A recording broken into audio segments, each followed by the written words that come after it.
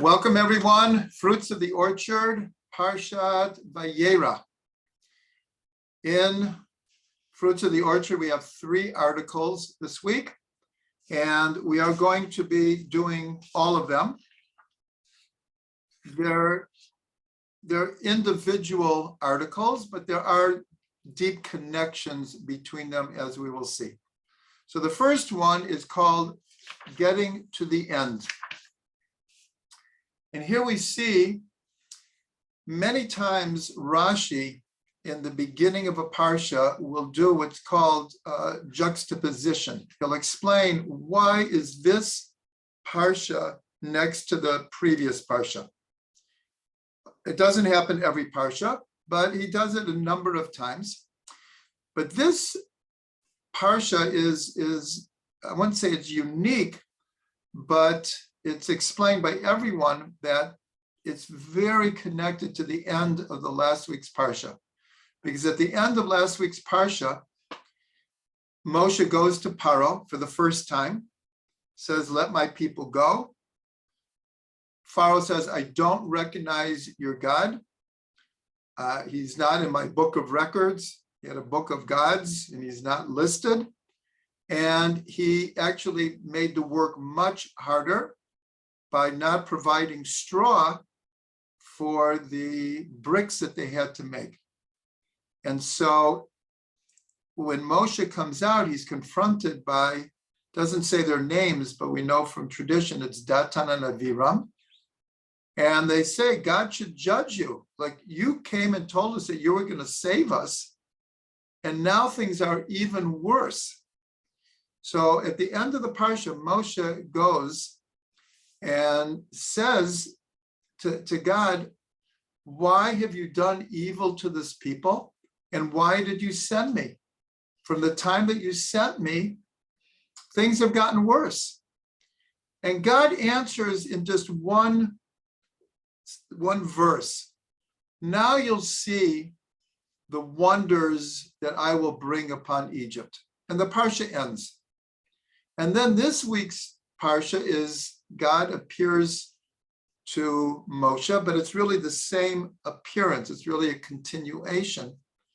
And he, in a sense, lays out the game plan, even though he already did it at the burning bush. He explained to Moshe very clearly in the text that you're going to go to Pharaoh and he's not going to listen to you. And the reason is because I'm going to harden his heart so that I can increase my miracles and wonders in Egypt, so that Bnei Yisrael and the people of Egypt will know that I am God. So in a sense, Moshe knew what the game plan is. But when he saw the people set up for suffering, so he in a sense confronts God and says, "Why have you done evil to this people?" So it's a very, very deep manner here, because he understood why Pharaoh didn't listen to him. God told him he wouldn't listen to him. And there was a purpose to it. But nonetheless, when Moshe sees the suffering that it will cause, he started with his role of being the great defender of Israel. And he followed up with that through the 40 years in the desert. No matter how many times Israel sinned or did things that they shouldn't do or had attitudes that they shouldn't have, Moshe defended them before God. So the first article is this idea of getting to the end. Moshe, he's just beginning his shlichut, his mission that was given to him by God. And yet the fact that he turns to God and says, "Why have you done evil to this people?" He felt he was like at the end. And we see that right before God appears to Moshe at the burning bush, the Torah says that the people of Israel cried out from the weight of the burdens of slavery. And then it said, and God heard, and he knew that it was time to save the Jewish people. And immediately he appears to Moshe in a burning bush and gives him the instruction. So here, it's not that the people hadn't cried out before. For sure, they're in slavery now for more than 80 years. But there's a certain quality, and I think this is something everyone can understand at different times in our life. We get to this feeling, I'm at the end. I can't go on like this. And what does that do? It propels us to make changes. And so we would prefer not to have this feeling of getting to the bottom, getting to the end of our rope in order to make changes. It would be much easier in a sense if we could do that with a little foresight and not have to go into an emotional and intellectual spin out downturn to the point that we feel that we're at the end. And of course, this is connected very much to the whole cycle of exile and redemption that plays itself out throughout the Torah and throughout the entire Tanakh, all of Jewish history, and in fact, all of human history. This constant cycle of exile and redemption. And in so many of the cases, redemption only comes when we get to the end. When we get to the end of the cycle of exile, then only then can redemption be born. The phrase that most of us know is the darkest hour is always before the dawn. And that actually, in a sense, is very true. But psychologically and emotionally, it's very, very true. And so now I'll quote from the Sefer Yetzirah, something we've mentioned many times, where it says, Na'ut sofan b'techilatan b'techilatan b'sofan. The end is wedged in the beginning, and the beginning in the end. So when you get to the end, it's never really the end. Even death is not the end. It's the start of a new dimension. Our souls move to a different dimension. It might be the end of a physical presence in this world, but as far as the soul is concerned, it's the end of the physical manifestation of the soul in a body. But then there's a whole new beginning. If we look at the book of Judges, in the book of Judges, Shoftim, there's a series of judges that, in a sense, came to the rescue of Bnei Yisrael. And if you follow the theme of the book of Shoftim, it says it over and over again in the text itself, that what would happen is a judge would come because the people would cry. First, it would say that the people, let's say, went off the derech. Many times they were worshiping gods other than the one God. And then it says that God would bring an enemy upon them and would oppress them. And the people would get to the end and they cry out to Hashem. Hashem would send or appoint a judge to then save the people. And there's a whole series of different judges that this happened to. There was Ehud, there was Devorah, there was Shimshon, there was Gidon, there was Yiftach, a whole series of judges, but the theme is the same, that people would forget what we're supposed to be doing in the land of Israel and serving the one God. And it's more than just punishment, it's cause and effect. That will be the next article that we're going to go into, and that's the connection we'll make here. That the people, in a sense, brought their enemies upon themselves by not fulfilling the Torah and turning away from God. And then they would cry out. In every case, it says that people would cry out from the oppression of the enemy. And then God would send a redeemer who would redeem the people. And then the cycle would start all over again. So this is a theme that runs out throughout Jewish history. We saw this a few weeks ago when Yosef is in jail for 12 years. And then it says, in a sense, he could have been in jail for just 10 years. But because he relied somewhat, not totally, but somewhat on the butler to kind of arrange that he could be saved from prison, he ended up spending 12 years. And then it says, Miketz, at the end of 2 years, Pharaoh dreamed. And when he couldn't find anyone to interpret the dreams, the butler conveniently remembered Yosef. Yosef is brought out of jail.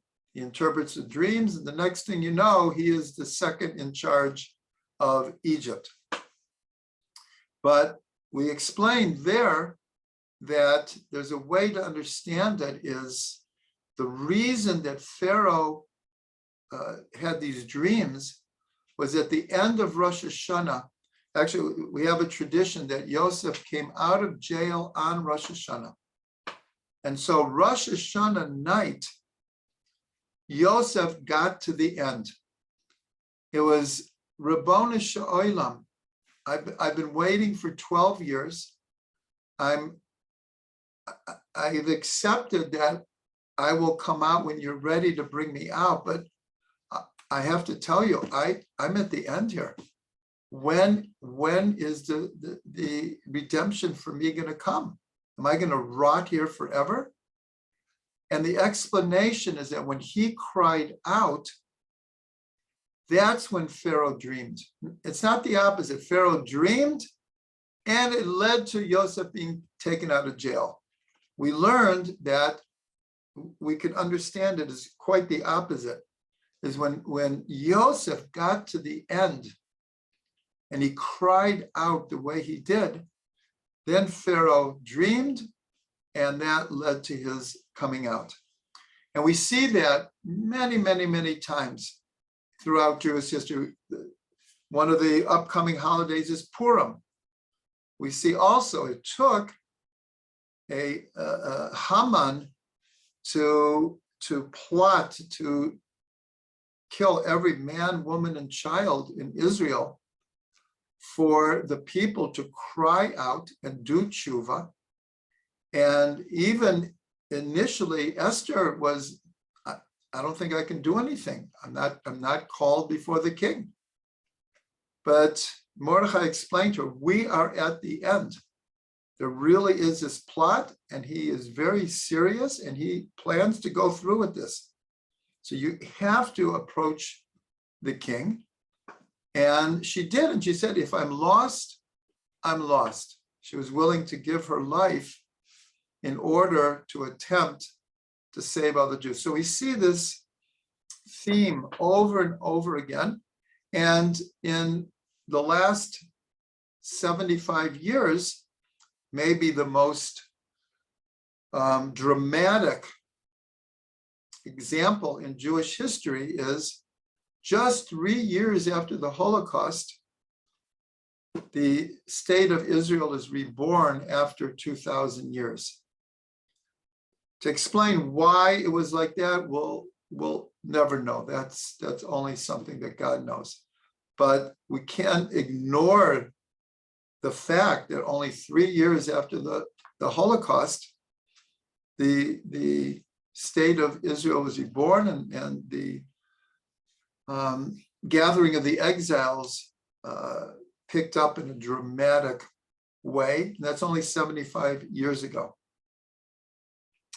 So that's a little bit about the first article. But again, we always, one of the main ideas of Chassidut, whatever we learn, we have to make relevant to our own lives. And so here we're being taught very, very clearly.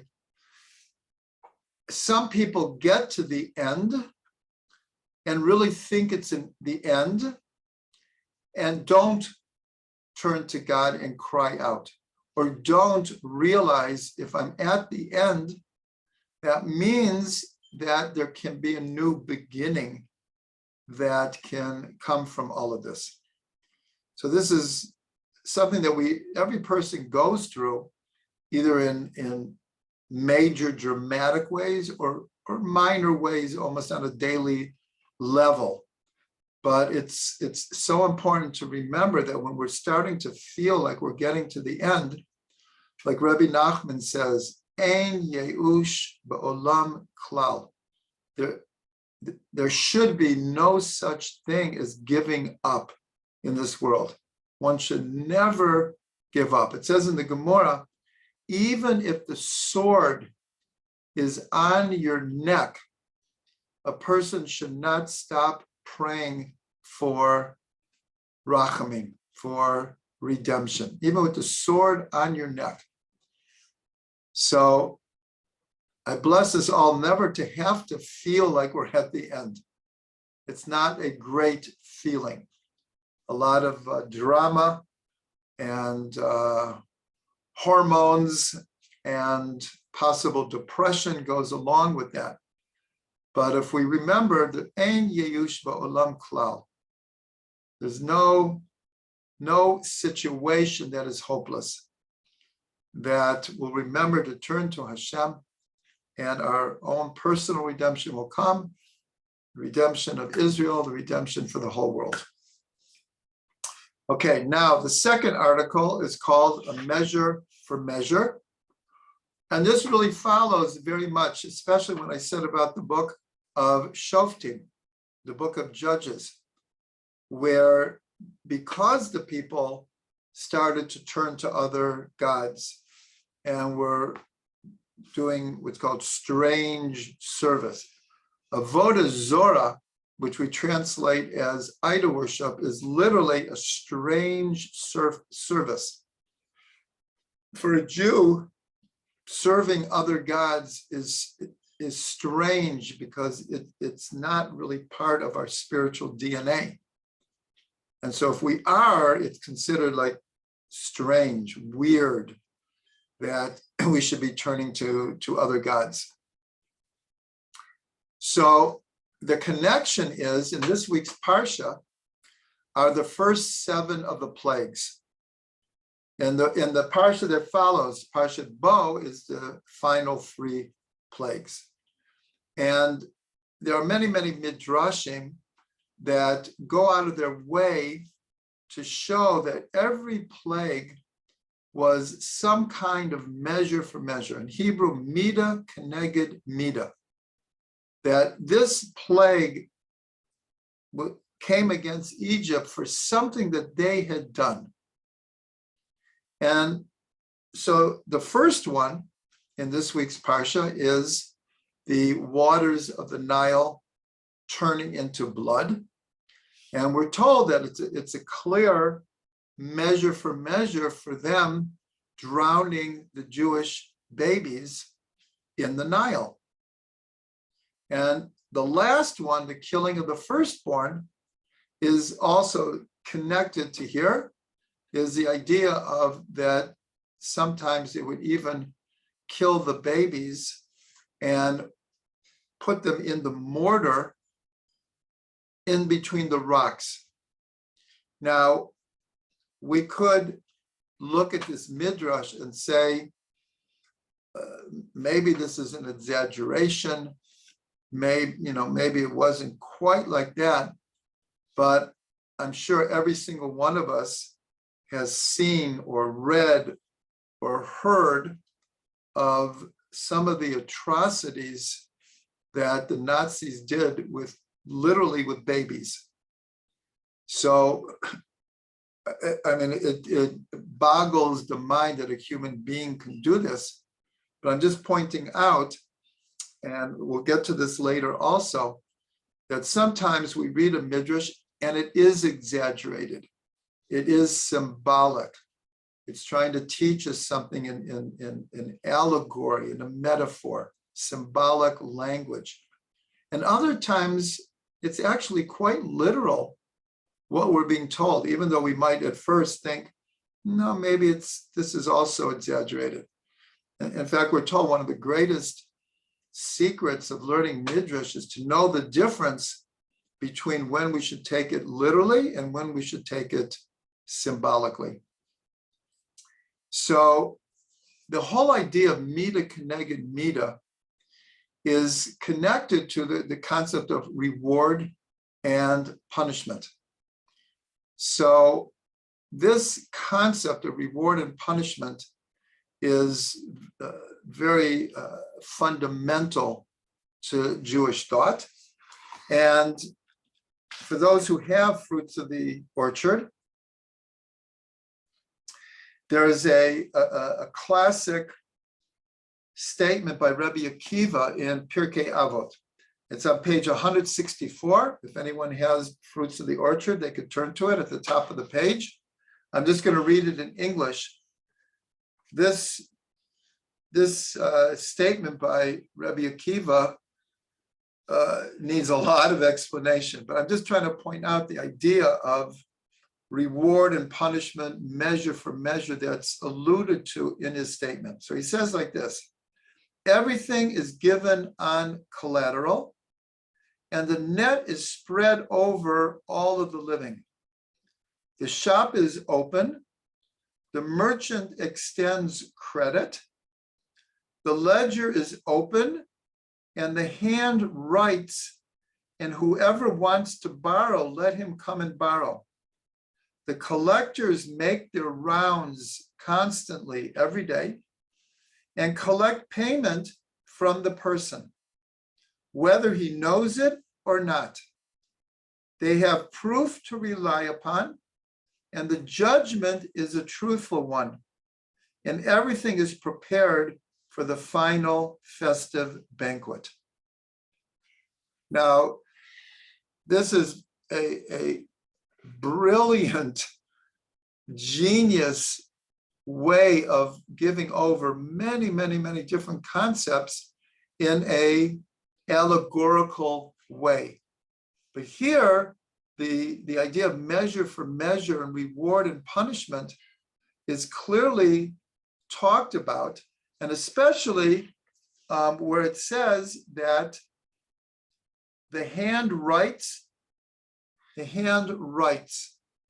so we're told that this idea of a ledger book being open, so this relates to Rosh Hashanah, where we're told that God opens the books, and in the classic prayer, Unatana Tokaf, it says, and the signature of every person is in the book. In other words, what is this book that God opens? What is this ledger that Rabbi Akiva is talking about? Every thought, every speech, and every action of a person is recorded. Now that we have computers, so we could talk in computer language, where everything is recorded in the program. But we're creating the program. The hard drive is the rules of reward and punishment. But the input is us. We're inputting through our thought, speech, and action what will be read back to us as our judgment. This is the classic measure for measure. In other words, on Rosh Hashanah, and Rabbi Akiva says it's actually happening every day, whether we know it or not. And so, in a sense, we create our own judgment, because everything that we do and say and think is recorded, and that's how the judgment is made. So this is this classic idea of measure for measure. And these are the dynamics of judgment. The dynamics of judgment is mostly cause and effect. that that in the Torah, a lot of times the language is that God is, as it were, punishing, or God is meting out judgment. But really, what is happening is it's a cause and effect. Our causes create effects, and the effects are really the judgment, measure for measure, or if we want to use the word, even punishment for things that we do or what comes back to us. So this is just such an important concept. And this runs through all of the plagues. Like I said, depending on the midrash, but every one of the plagues is described as, because the Egyptians did this to the Jews when they were enslaved, that this plague coming back at them is a mida keneged mida.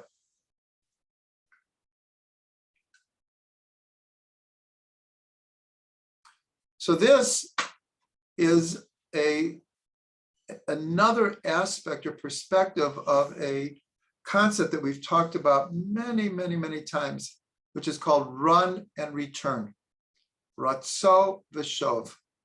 And we describe ratzo v'shov as the very dynamic of the fabric of the universe.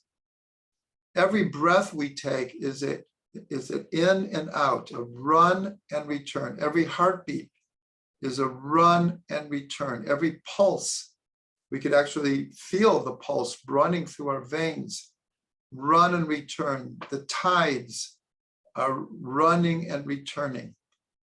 And within every atom, you have this energy that is pulsating, is vibrating. For those who come to the Tuesday class, this was one of our big themes last week, is the idea how all of the fabric of the universe is vibrating. This is the music of the universe.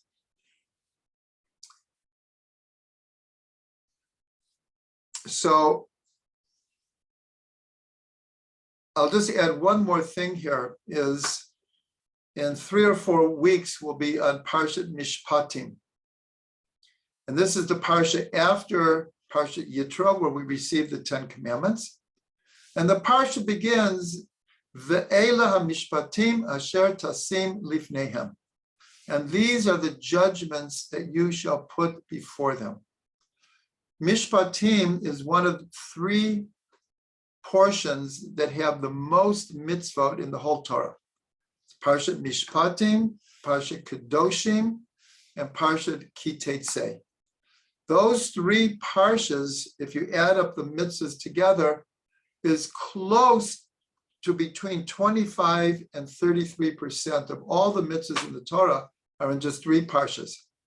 So Parshat Mishpatim, the theme that runs through much of it, not all of it, but much of it, is that if someone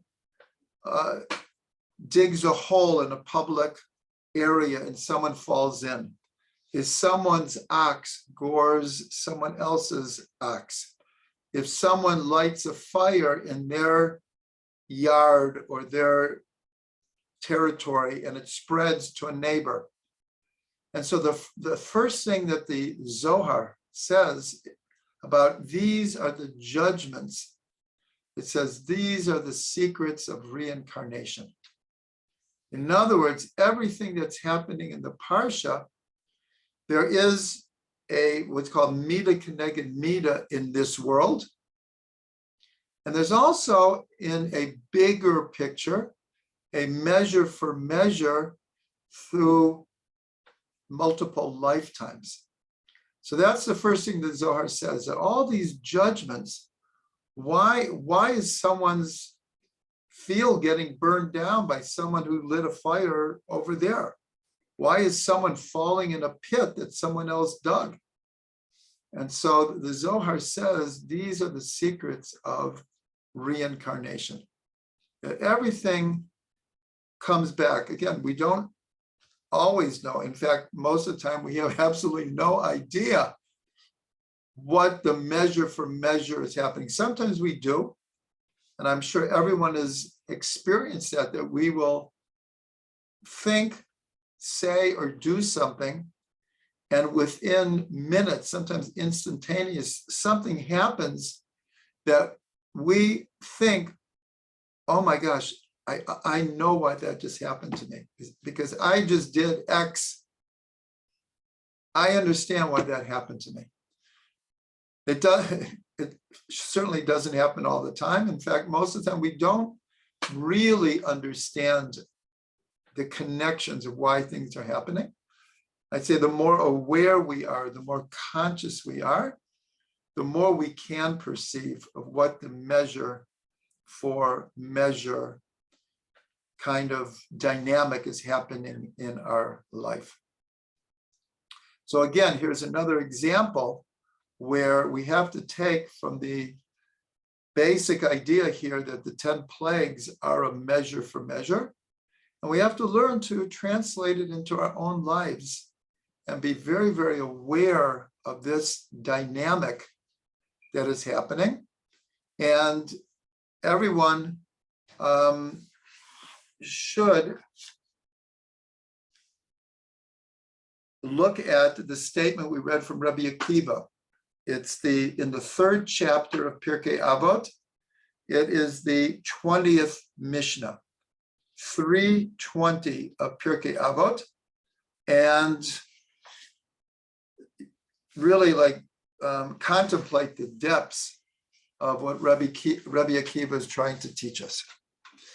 Okay, now we're going on to the 3rd article in this parsha, called the 4/5 expressions of redemption. And here, for those people who came on late, or those people who are here from the beginning, I'm reminding you, if you go back to close to the beginning of the chats, Ephraim posted a link to the chart that I'm going to be referring to now. Or if you go back to your WhatsApp from last Thursday, we also posted this chart, and we let everyone know that we would be using this chart. So this is just an incredible idea here, where we want to understand the importance of the numbers 4 and 5 in the Haggadah. And it's based on this week's Torah portion, because in the beginning of this portion, so when I said that God reveals the game plan, as it were, to Moshe, and he confirms that he is going to bring Israel out of Egypt, and he's going to bring them to Eretz Yisrael. And in there are what are called the 4 expressions of redemption. And these, hopefully, if you're looking at the chart, we'll see that there's a hidden 5th. But we're going to start with 4, because the 4 cups of wine on Pesach correspond to these 4 languages of redemption, 4 expressions. So I'm going to read it in English, but I'll say the names of the words in Hebrew as they appear on the chart. So here it says, and for those who want to look, it's in Shemot, chapter 6, verses 6 and 7. Therefore, say to the children of Israel, this is God speaking to Moshe. Therefore, and if people want to follow in Fruits of the Orchard, it's on page 166. You can follow. Therefore, say to the children of Israel, I am God, and I will take you out from under the burdens of the Egyptians. This is the first language of redemption, which is vahotseti. In Hebrew, that means I will take you out. Now here, God has explained that redemption is a process. It doesn't happen in a split second. Everything is a process. And redemption is also a process. So the first stage of redemption from Egypt, but this is a paradigm for all kinds of processes, all kinds of redemptions. So the first one is, I will take you out from under the burdens of labor, and I will redeem you. Excuse me, I skipped. I'm sorry, I'm going to go back. I will take you out from under the burdens of the Egyptians. And now we'll have the second language. And I will save you from their labor. This is the hitsalti. I will save you from their labor. The third one is, and I will redeem you with an outstretched arm and with great judgments. And that is v'ga'alti. Now, if you look on the chart, we'll see what the actual manifestation of the first three are. The first one, I will take you out from under their burdens, happened through the 10 plagues. Through the 10 plagues, the Egyptians stopped oppressing the Jews. They were too busy dealing with the plagues. The second is, I will save you from their labor by taking you out of Egyptian territory. They will not be able to, and that's on Pesach night. God saved them by taking them out physically out of Egypt. I will redeem you, the Ga'alti. This is at the Red Sea. When they came to the sea, here's another example of, they got to the end, they were trapped. Egypt is pursuing them. The sea is in front of them. They cry out. They got to the end, and this great redemption happens, the Ga'alti. So those are the first three. Now we're continuing reading here on page 166. And I will take you to me as a people. This is the lakachti. I will take you. And this means I will take you to a people when you stand at Mount Sinai and I begin to give you the Torah.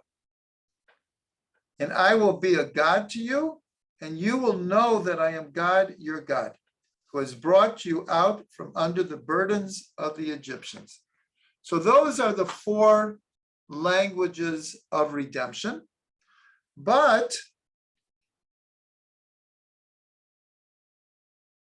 after that, there's another expression of redemption. And that is when God says, and I will bring you, v'heveti, I will bring you into a land flowing with milk and honey. I will bring you to Eretz Israel. So in the Gemara, there is a disagreement. Should we count 4 languages of redemption, or should we count 5? And there's reasons given for both ideas. The sages, in a sense, came up with a compromise. And later commentaries discuss this. And the Rambam writes about this. They decided there should be 4 cups of wine to correspond to the 4 expressions of redemption. And we should pour a 5th cup. This is what's called the cup of Eliyahu, that represents the 5th language of redemption, that I will bring you into the land. So if you look at the chart, you'll see all 5 expressions of redemption. You'll see underneath them the meaning of the expressions. In other words, what do these words mean? V'hotzeti, v'hitzalti, v'ga'alti, v'lakachti, v'heveti. It shows the process of redemption. Now, if you go above, you'll see each of the 4 cups of wine relate and correspond to these four expressions of redemption. And remember, this is in this week's Parsha. This is the basis, in a sense, for the structure of the Haggadah. Is coming from this week's Parsha, because we live out the experience of coming out of Egypt on Seder night, and it's organized through these cups of wine. That becomes the overall structure of how we organize, and Seder means the order. That's how we order the mitzvahs of the night and the telling of the story. But you'll see that the fifth cup of wine is the optional one. And this is in connection with coming out, with coming into the land. Now, the upper part of this chart, we go into a much more spiritual and mystical understanding of this process. Now, the whole book of Exodus in Hebrew is called Shemot, names. And the simple understanding is because the first verse of the whole book of Shemot these are the names of Bnei Yisrael coming into Egypt. And then it names the 12 tribes.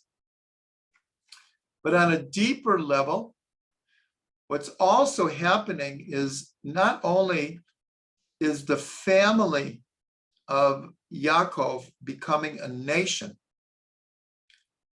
and it's becoming a nation through these 12 tribes are going to make up the nation, but it's also the revelation of God's name.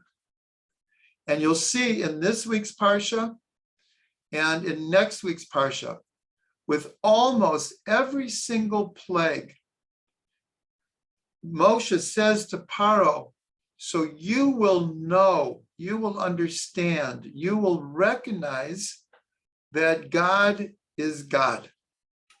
And here, the name, if you remember at the burning bush, when Moshe says, when I go back to the people and they ask, who sent you?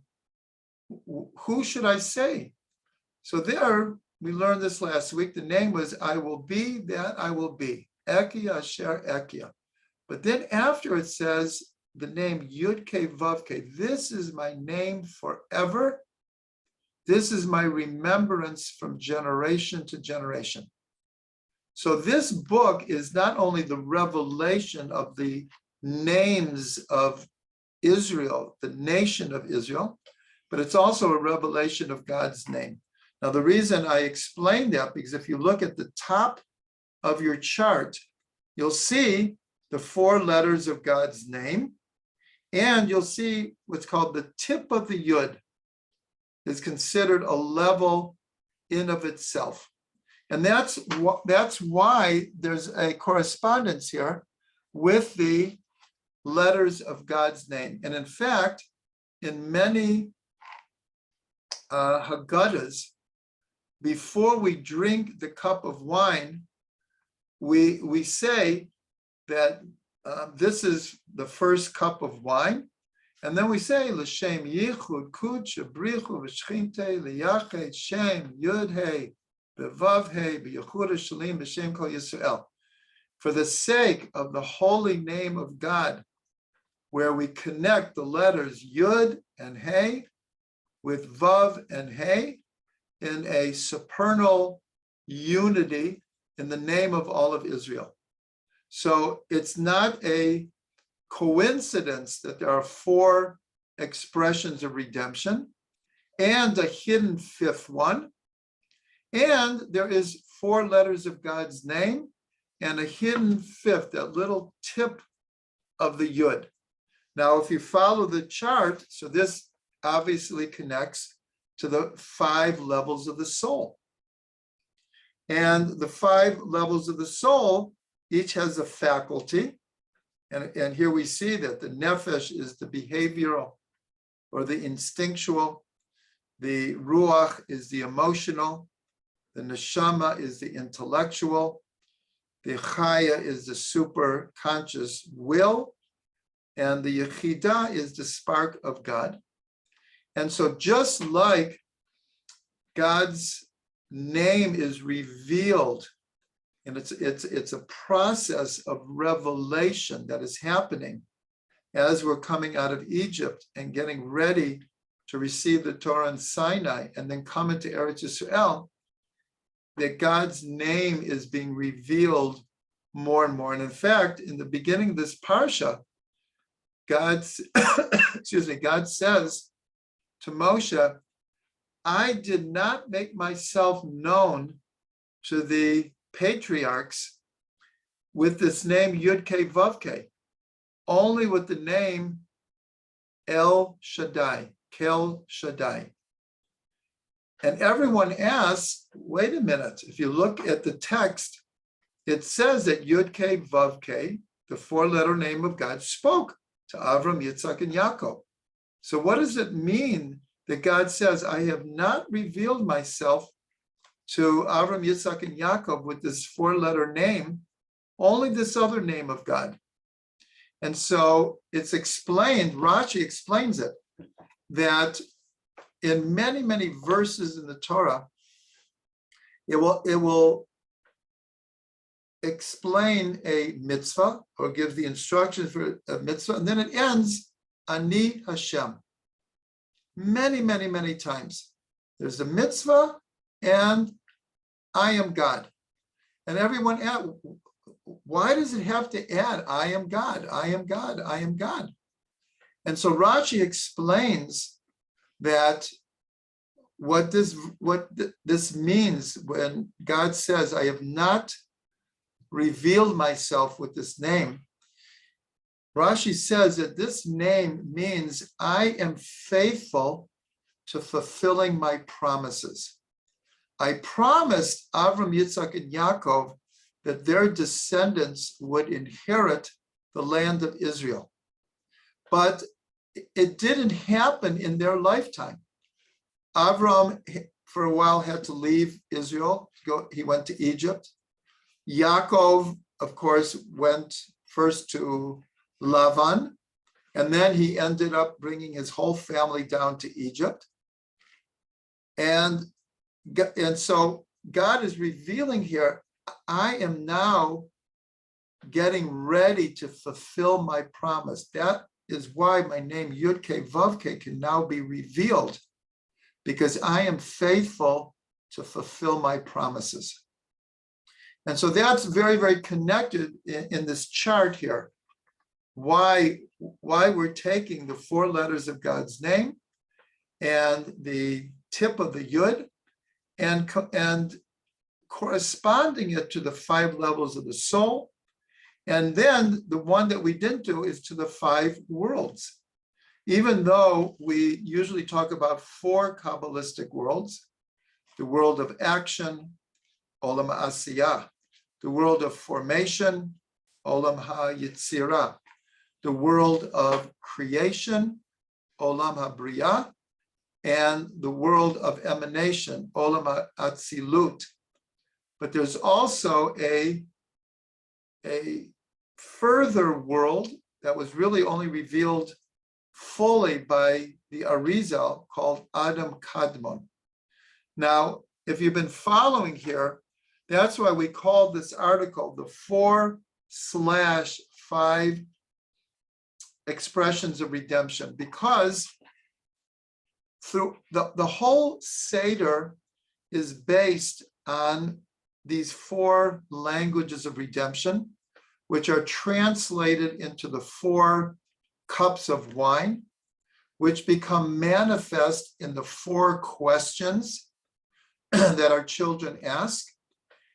And the description of the four children who are at the Seder, the wise one, the not so wise, the one who doesn't know how to ask, and the simple one, it's all fours. Everything is four. In fact, we have three matzahs on the table, but right in the beginning of the Seder, well, actually the fourth step, we break the middle matzah into two pieces. So all of a sudden, there are now actually four pieces, not just three.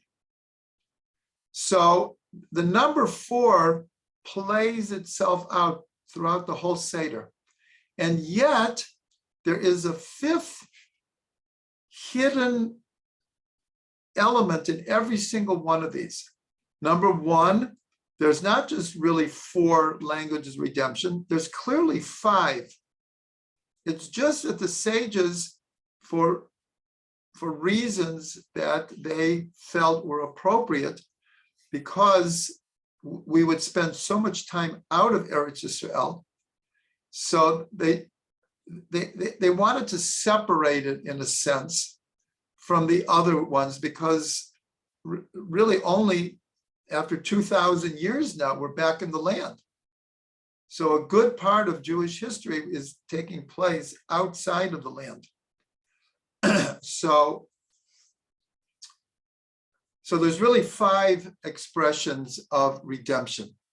There's really five worlds. There's really five levels of the soul.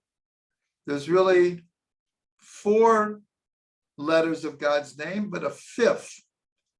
So also, there are four questions that we ask. Man ishtana halayla hazeh.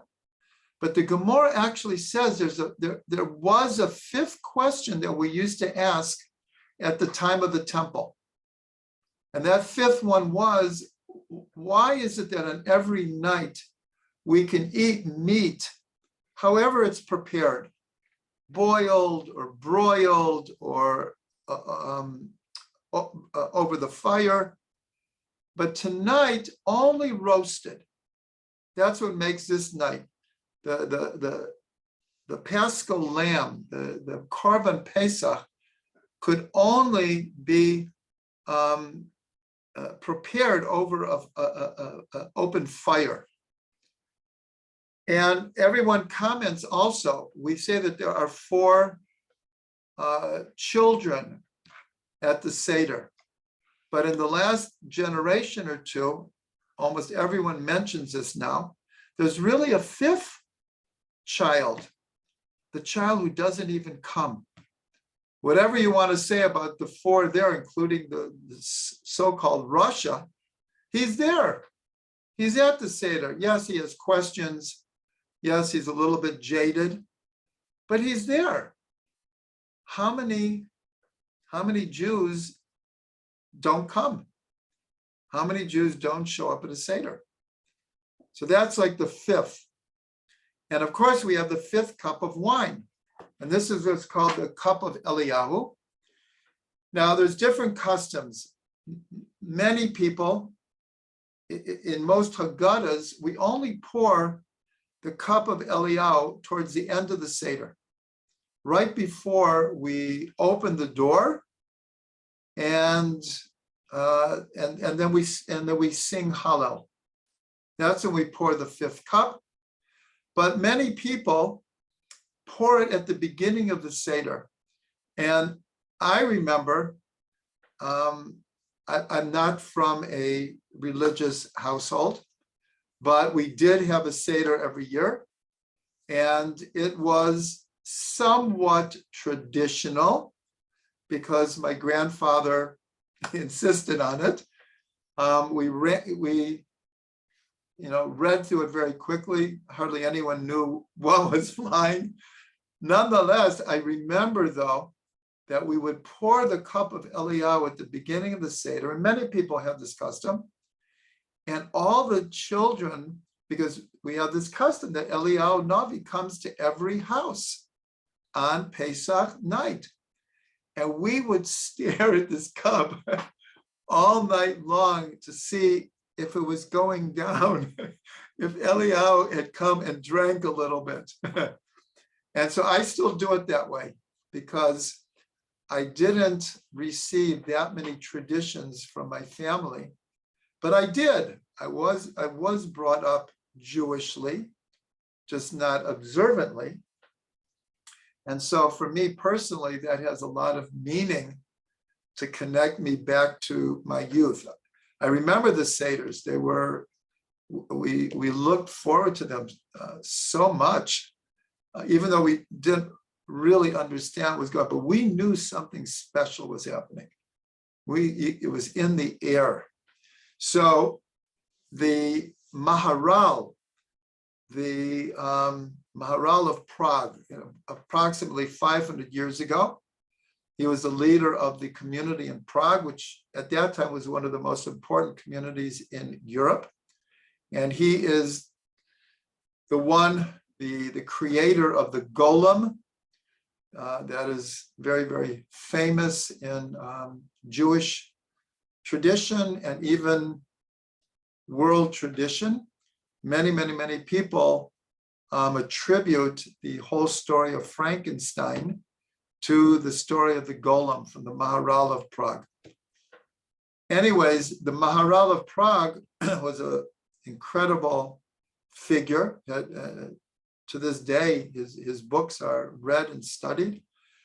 He began a custom of drinking from the 5th cup of wine. Now, one of the special things about Seder night that we don't do any other time is usually if you were at a meal, doesn't matter how long the meal lasts, as long as you keep eating and drinking, a meal could last for 12 hours. But usually if you make a blessing over the wine, that would cover any other wine that you drank during the night. But everything is different on Seder night. We actually make Brei Pri Hagafen 4 times. Every time we drink a cup of wine, we say Brei Pri Hagafen again.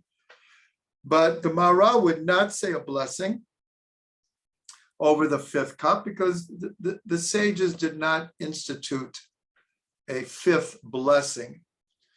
But he explained himself. Remember, this is 500 years ago. He said the time is coming that we will be going back to Eretz Yisrael. And so it's time that we start drinking from this cup. And so I'm certainly not telling anyone what to do, but our family has adopted that custom at the very end of the Seder, the very, very, very end, before we say the final step of the Seder, we drink a little bit from the cup of Eliyahu with the great hope of seeing redemption in our day.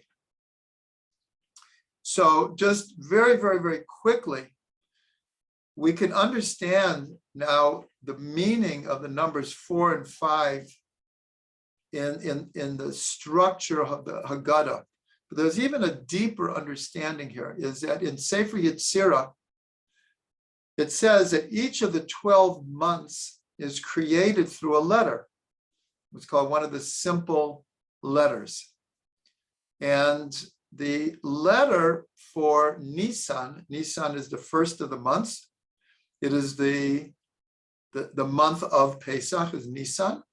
The letter through which the month of Nisan was created is the letter Hey, which equals 5. And the Chush, also in the Sefer Yetzirah, each of the 12 months has a sense. Of these 12 senses, 5 of them are the physical senses that we're used to. And then there's 7 others. And the sense of the month of Nisan is speech.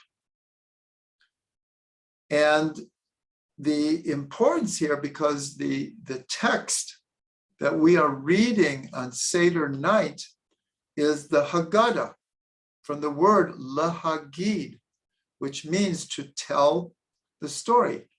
There's only really 2 mitzvot from the Torah that are mandated on Pesach night. One, meaning that they're one of the 613 mitzvot. All the rest are from the rabbis. And they are to tell the story of coming out of Egypt. That is a mitzvah from the Torah, to tell the story on the 15th of Nisan, the day that we came out of Egypt. And the second one is to eat matzah. Even moror, the bitter herb in our day, is from the rabbis, because the way that it's expressed in the Torah is that the bitter herbs were eaten along with the Paschal offering. And we don't have the Paschal offering. So we eat it. The cups of wine are from the rabbis. Dipping the charoset is from the rabbis. The salt water, the sandwich, all of that is from the rabbis. It doesn't make it less important. But I'm just pointing out that the telling of the story is the mitzvah of the night. And that is the sense of the month. And we know that speech comes from 5 places in the mouth. So here we have the month of Nisan is created through the letter He, and the sense is speech, and speech comes from the 5 places in the mouth. So now that was in short. I can't hold myself back, but the chart that we learned tonight and the teachings come from this book, which hopefully everyone will get before Pesach. This is called Paradigm, Process, and Paradox, the Or Chadash Haggadah Companion. This is not a Haggadah. This is a Haggadah Companion. In other words, this is what we use to prepare for the Haggadah. So when we go into the, a lot of times people have like 8 Haggadahs stacked up on their table, but like there's, except for the one that you're reading, there's no time to even read any of the explanations. You're too busy doing the Seder. But the halacha is 30 days before any holiday, we should be preparing for the holiday, for the laws of the holiday, but also the meaning of the holiday. So this book, I have to say, is full of innovative, deep ideas to make one's Seder much richer and full of very, very relevant explanations. So I end with a blessing, and the blessing is that we should always see ourselves in the process of becoming free. Rav Ginsburg says like this. Rav Ginsburg says, what does it mean to be in exile on a personal level? We're not talking about national, universal. On a personal level, what does it mean to be in exile? So he said very simply, it means the inability to express ourselves. When we're bottled up, when we're afraid to express our feelings, when we have all this creative potential and we don't know how to actualize it. That's what's called exile. And so what is redemption? The opposite. We feel redemptive energy when we're able to express ourselves. But it's always a process. No matter how much we express ourselves, we can always express ourselves even more. So I just want to bless everyone that as we're reading the coming out of Egypt, and hopefully tonight we saw that it's a process. It doesn't happen in a split second. That we always realize that we're a work in progress. We're a work in process, and that we should always be moving forward. And anytime we get to what we feel is the end, we should never give up. As we quoted Rabbi Nachman at the beginning of the class, Ein Yeush ba'olam, Ein Yeush klal ba'olam. There's no such thing as a hopeless situation.